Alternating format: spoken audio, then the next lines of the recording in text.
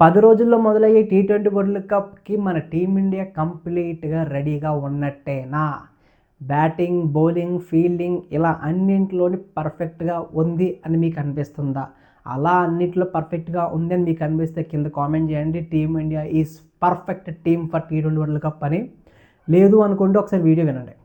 ఎందుకంటే ఒక మ్యాచ్ అంటే అటు ఆపోనెంట్ వైపు వెళ్ళాలన్నా, ఇటు మన వైపు రావాలన్నా సరే బ్యాటింగ్ అనేది చాలా ఇంపార్టెంట్. బ్యాటింగ్ ఎంత బాగా పర్ఫార్మెన్స్ చేస్తే అంత మంచి స్కోప్ ఉంటుంది మ్యాచ్ విన్ అవ్వడానికి.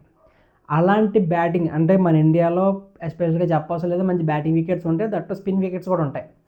మెయిన్‌గా చూసుకుంటే బ్యాటింగ్ బీభత్సం బ్యాటింగ్ చేయాలి. ఎలాంటి బ్యాటింగ్ చేయాలి?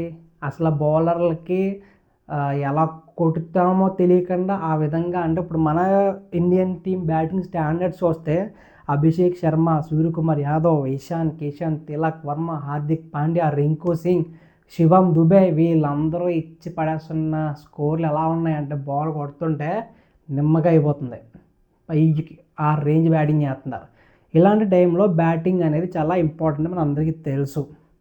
ఈ బ్యాటింగ్‌లో మెయిన్ ఇంపార్టెంట్ థింగ్ ఏంటంటే ఓపెనింగ్ పార్ట్నర్షిప్ బలంగా సాలిడ్‌గా ఉంటేనే మిడిల్ ఆర్డర్ బాగా పర్ఫామ్ చేస్తారు. మిడిల్ ఆర్డర్ బాగుంటేనే లోవర్ ఆర్డర్‌లో కొంచెం కొద్దిగా గొప్ప రన్స్ వస్తాయి. అలాంటిది ఓపెనింగ్ పార్ట్నర్షిప్ ఫెయిల్ అయిపోయి మిడిల్ ఆర్డర్ మీద పడిన తర్వాత మిడిల్ ఆర్డర్ చేతులు ఎత్తేస్తే ఇంకా లో ఆర్డర్ అటు ఇటు సింగిల్ దోసుకుంటూ ఒక 120, 130 కొట్టి ఆపోనెంట్ ఈజీగా విన్ అయ్యే ఛాన్సెస్ ఉంటాయి. ఇదంతా ఎందుకు చెప్తున్నానంటే ఓపెనింగ్ పార్ట్నర్షిప్ గురించి. ఇప్పుడు ప్రెజెంట్ మనకి సంజు శాంసన్‌కి చాలా ఛాన్సెస్ ఇవ్వాలి. ఇంకా ఆడించండి రా బాబు, ఎవరొద్దన్నారు? కానీ టీ20 వరల్డ్ కప్ ముందు ఎవరైతే ఫామ్‌లో ఉంటారో వాళ్ళని ఆడించడం అనేది చాలా చాలా చాలా ఇంపార్టెంట్. ఫర్ ఎగ్జాంపుల్ ఇద్దరు స్టూడెంట్స్ ఉన్నారనుకో, ఒకడు బాగా చదువుతాడు, ఒకడు యావరేజ్‌గా చదువుతాడు. ఇప్పుడు వీళ్ళిద్దరికి ఎగ్జామ్ పెట్టిన తర్వాత ఒకడికి బాగా చదివేవాడు ఫెయిల్ అయ్యాడు, యావరేజ్‌గా చదివేవాడు పాస్ అయ్యాడు. బాగా చదివాడు ఈ మ్యాచే ఫెయిల్ అయ్యాడు, అంటే ఈ ఎగ్జామే ఫెయిల్ అయ్యాడు, నెక్స్ట్ ఎగ్జామ్లో కంపల్సరీగా పాస్ అవుతాడు. సో వీడికి మనం సీట్ ఇచ్చేద్దామని ఇచ్చేస్తారా? లేదు, అక్కడ ఎవడు బాగా పర్ఫామ్ చేస్తే ఆడికే ఇవ్వాలి. ఆ ప్రకారంగా చూస్తే సంజు శాంసన్ ఫెయిల్ అవుతున్నాడు. సంజు శాంసన్ ఫెయిల్ అవడంతో పాటు ఒక్కసారి సంజు శాంసన్ బాడీ లాంగ్వేజ్ చూడండి, ఆ మూమెంట్ చూడండి, బ్యాటింగ్లో ఉండే ఆ కంఫర్ట్నెస్ చూడండి. స్ట్రక్ అయిపోయి ఏ బాల్ ఎటు ఆడాలో తెలియక బీట్ అయిపోయి బాల్ ఎడ్జ్లు కొట్టుకుంటూ ఎలా పడితే అలా ఆడుతున్నాడు. అలాంటి సంజు శాంసన్ని ఇంకా కంటిన్యూ చేసి టీమిండియాకి ఈ బిగ్ టోర్నమెంట్ స్టేజ్లో ప్లేస్ ఇవ్వడం అనేది నాకు తెలిసి బిగ్ మిస్టేక్ అవుతుంది. ఇషాన్ కిషన్కి ఇచ్చుకుంటే ఒక మేబీ ఎలాగో చిన్న చిన్న గ్రూప్ స్టార్టింగ్ గ్రూప్ కంటే చిన్న టీమ్స్తో ఉంటే వర్కౌట్ అయితే ఇషాన్ కిషన్ వెళ్తుంది, మంచి స్కోర్స్ వస్తాయి. అలా కాదు మేము సంజు శాంసన్తో స్టిక్ అవుతాం, Sanju Samson throughout the tournament ఆడేస్తామంటే ఖచ్చితంగా ఓపెనింగ్ 1 బ్యాట్స్మెన్తో ఆడాలి.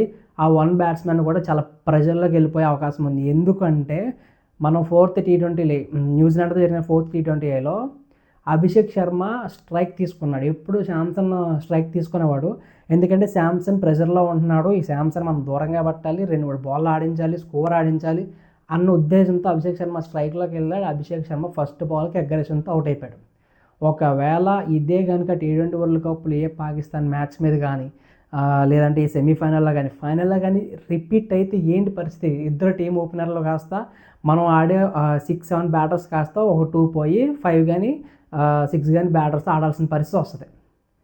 అంత పొరపాటు ఎందుకు చేసుకోవాలి? ఫామ్లో ఉన్న ఇషాన్ కిషన్ని పెట్టుకుంటే బ్యాటింగ్ బీభత్సంగా ఉంటుంది అని నేను అనుకుంటున్నా. మీరేమనుకుంటున్నారో కింద కామెంట్ చేయండి. ఆ తర్వాత బౌలింగ్ విషయానికి వద్దాం. బుమ్రా గురించి మనకు తెలుసు, ఎంత ఎఫెక్టివ్గా ఆడతాడో, ఎంత అండర్ ప్రెషర్లో మంచి బౌలింగ్ చేస్తాడో అన్నీ మనకు తెలుసు.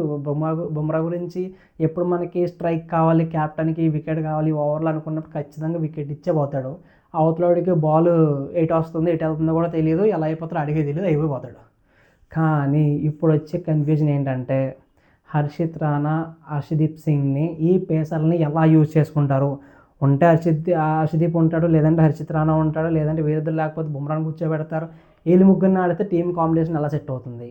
ఈ బౌలింగ్ అనేది గంభీర్ కొన్ని ఎలా చూస్తున్నాడంటే పిచ్ కండిషన్ బట్టి, అవతల ఆపోనెంట్ టీం ప్లేయర్స్ బట్టి అవతల వాళ్ళకి మనం లెఫ్ట్ హ్యాండ్ సీమర్ నుంచాలా, రైట్ హ్యాండ్ సీమర్ నుంచాలా, స్వింగ్ బౌలర్ నుంచాలా, లేదంటే స్లోవర్ కటర్ వేసే బౌలర్ నుంచాలా, ఇవన్నీ మల్టిపుల్ మల్టీవిటమిన్స్ లాగా అన్నీ ఆలోచించుకొని ఒక ప్యాకేజ్ పెట్టుకొని రెడీగా ఉంటున్నాడు అనమాట.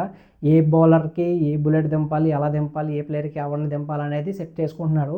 మరి ఈ బౌలింగ్ ఏమన్నా కొంచెం అటు ఇటు అవకాశం ఉందా? ఎందుకంటే మన 4th T20లో న్యూజిలాండ్ బ్యాటింగ్ చూసాం, మన వాళ్ళు చాలా ఈజీగా కొట్టేశారు మన వాళ్ళని బౌలింగ్. మరి కమింగ్ మ్యాచెస్లో ఎలా ఆడతారో చూడాలి T20 వరల్డ్ కప్లో. మరి నాకైతే బిగ్గెస్ట్ వీక్నెస్ ఈ టీమిండియాకి ఏదన్నా ఉందంటే ఓపెనింగ్ స్లాట్. ఈ ఓపెనింగ్ స్లాట్ని మనం పర్ఫెక్ట్గా ఫుల్ఫిల్ చేయగలిగితే టీమిండియాకి T20లో తిరిగి లేదని చెప్పుకోవాలి. లేదు అంటే టాప్ 2 బ్యాట్స్మెన్స్ని కోల్పోయి మిగతా బ్యాట్స్మెన్స్తో బ్యాటింగ్ ఆడాల్సిన పరిస్థితికి అయితే టీమిండియా బ్యాటింగ్ వచ్చేస్తుంది అని నేను అనుకుంటున్నా. మీ ఒపీనియన్ ఏంటో కింద కామెంట్ చేయండి.